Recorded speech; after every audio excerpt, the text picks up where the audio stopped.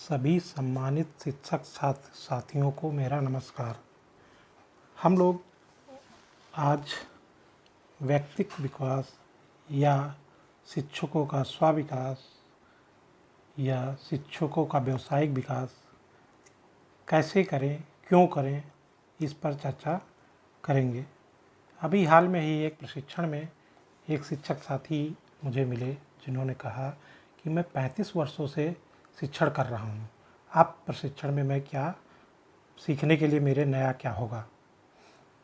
लेकिन प्रशिक्षण के बाद उन्होंने ही कहा कि हमने प्रशिक्षण से कई नई चीज़ें सीखी। साथियों, कोई भी परफेक्ट नहीं होता है।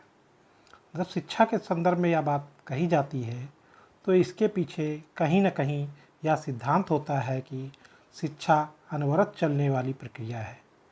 यही कारण है कि अपने कार्य में स्वयं को बेहतर से बेहतरीन बनाने की प्रक्रिया निरंतर चलती रहती है और इस प्रक्रिया में हम लगातार स्वयं को मांझते तराशते रहते हैं। इसीलिए हमें अपने प्रोफेशनल विकास के लिए प्रयत्नशील रहना चाहिए। अपने काम में पूर्णता लाने के लिए हमें निरंतर सीखते रहना चाहिए, क्योंकि सीखना एक अनवरत प्रक्रिया है जो आजीवन चलती रहती है। वस्तुतः एक शिक्षार्थी के रूप में हमारी यात्रा सदैव जारी रहनी चाहिए। कहा भी तो गया है कि सीखने की प्रक्रिया में कभी विराम नहीं लगता।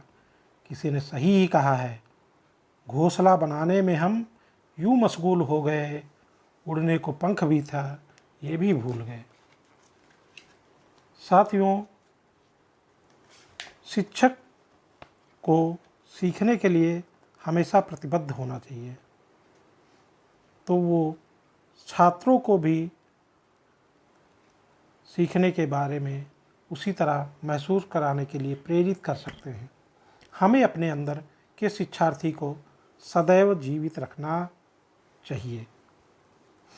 हमें दूसरों से ऐसे कार्यों की उम्मीद नहीं रखनी चाहिए जो हम स्वयं नहीं कर सकते।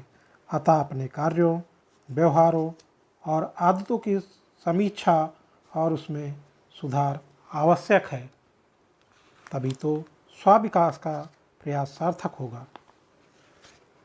साथ ही स्वयं, समाज व विभाग के लिए भी सहायक होगा।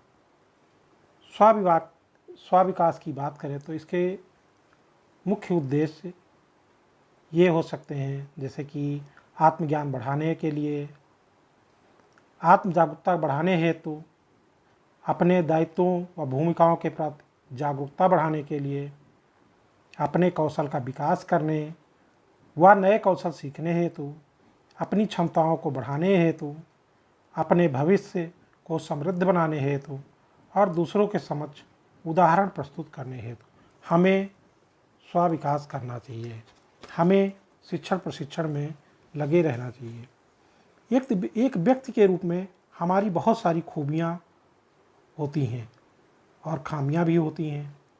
स्व-विकास की प्रक्रिया में यह जानना बहुत ज़रूरी है कि हमारे काम के हिसाब से हमें किन किन चीज़ों की जानकारियाँ और हुनर हासिल है, या कह सकते हैं कि हमें कौन कौन सी ताकतें हैं तथा किस प्रकार की जानकारियाँ हमें और अर्जित करना है और कौशल विकसित करना है, ताकि हमें अपने को बेहतर बना सकें।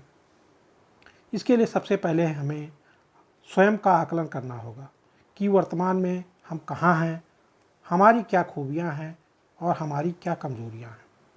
साथियों, आप लोग अपनी 5 ताकतों और 5 कमजोरियों की सूची बना लें।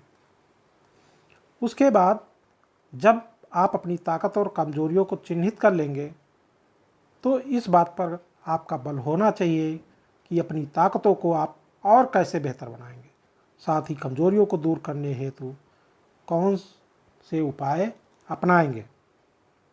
तो इसके लिए भी हम लोग एक कार्य योजना बना लें कि कैसे हम अपनी ताकतों को और बढ़ाएंगे और कमजोरियों को अपनी दूर करेंगे, उसके लिए क्या क्या प्रयास हम करेंगे।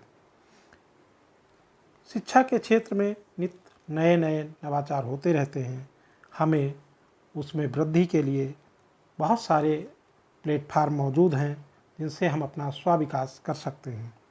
चाहे दीक्षा पर बहुत सारे कार्यक्रम हैं या स्वयं पोर्टल पर बहुत सारे ऑनलाइन प्रशिक्षण हेतु बहुत सारे कोर्स मौजूद हैं, या global initiative for network academic network यानी ज्ञान, इस पर भी बहुत सारे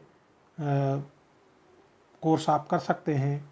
या इसके अलावा NCERT या SCERT में बहुत सारे आयोजन होते रहते हैं। NCTE में बहुत सारी चीज़ें हैं जिनका हम उपयोग कर सकते हैं अपने स्व विकास के लिए। बहुत बहुत धन्यवाद साथियों।